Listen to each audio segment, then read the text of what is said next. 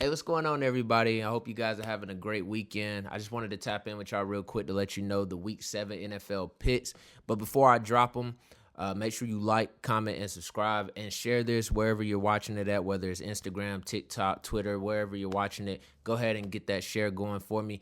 If you guys don't remember, let me go ahead and remind you real quick. I did go 4 for 4 on the picks last week. We hit all four straights, two parlays, and a bunch of player props. So I'm not giving out player props, like I said in the opening video. I don't do that.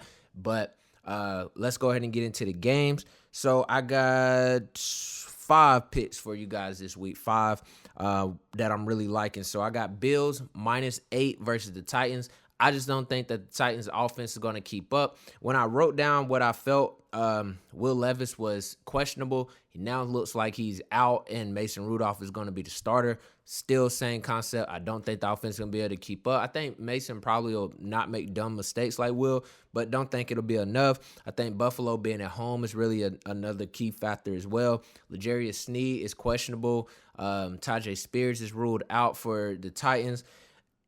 And Traylon Burks is going to IR. I just don't see them being able to keep up with Buffalo. Buffalo defense is playing really good right now. Josh Allen is playing really well, and they got Amari Cooper, so we'll see how that works out. So I'm taking Bills -8. It was at +9.5, so -9.5. So that's another reason. If it's down to 8, I like it. So go Bills -8. I also like Packers -2.5 versus the Texans. Texans have not covered well this year at all. They are actually 2-4 against the spread. And actually, this is their first underdog game of the season. So I just don't know how that's going to work out. Also, Stroud in his career is 10-11 against the spread. So I really like the Packers in the spot, especially being at Lambeau Field. And if you watch the games when Nico Collins got hurt a couple of weeks ago against the Bills, the offense kind of went downhill from that point. And yes, I know Joe Mixon didn't play in that game, but then he came back against the Patriots. We can't really take a lot into effect with what with against the Patriots. So that's why I really like the Packers in this one, -2.5. I love it. Then I go to Minnesota -1.5. This game is looking like a toss-up between the Lions and Vikings. The reason I'm rocking with the Vikings is for a couple reasons, though. I think, for one, Minnesota's coming off a bye. Kevin O'Connell is really good off a bye. He's only had 2 times doing it, but he's 2-0. So he's done that. He's proven that he can coach his team up and be really good off a bye. And Aaron Jones is looking like he may play. And I think if he does, that really opens up the offense.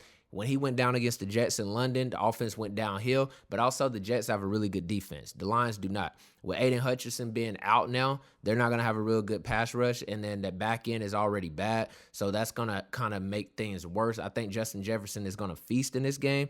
Over his last 6 or 7 games against the Lions, he has at least 120 yards, so I just don't see them being able to stop them with that bad secondary, and the Vikings defense is playing lights out, and they've had that extra time to prepare. Lions coming off this big win against Dallas, so I don't think that they're going to come out and do the same thing. I'm looking at this as a letdown spot for them, and Minnesota really takes control of the NFC North with this W.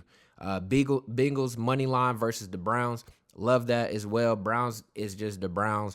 I think this could be kind of a trap game, though, just because Burrow is not good against them. He is 1-5 in his career versus the Browns, but the Browns have better teams. Burrow was younger. Burrow was injured, whatever. Cincinnati, they're pretty healthy, especially offensively. I think Burrow is playing at an MVP type of level right now, and I think you get him against Deshaun Watson, who is playing the opposite of an MVP right now.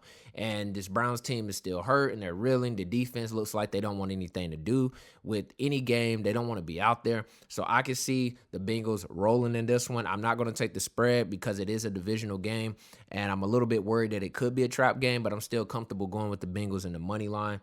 And then my last play I like is the Falcons money line traveling over the Seahawks. So, over to Seattle to play the Seahawks.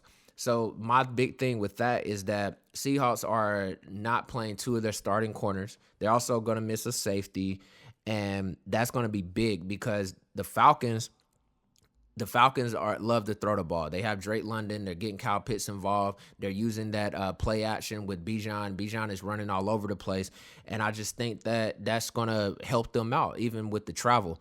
The game was only -3, so I didn't want to take the spread. Falcons love playing in a close game, and a lot of their games come down to the end. So I think if it comes down to the end, I'm willing to bet the money on the Falcons right there. But I just like them in this spot, especially on the other side of the ball. Falcons defense is 24th ranked in run defense and 9th against the pass.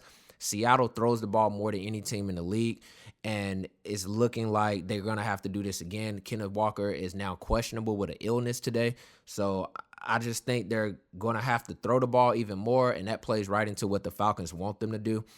And if the Atlanta Falcons get off to a good lead early, then Seahawks really going to be throwing it, and that plays right into their hand once again. So I'm taking Kirk in this situation. I think Geno probably will have a good game number-wise, but it's not going to be enough to get the W. So just as a quick recap and rundown for you guys, we have Bills -8 versus the Titans. I like it up to 8.5 as well. Packers -2.5 versus the Texans at home.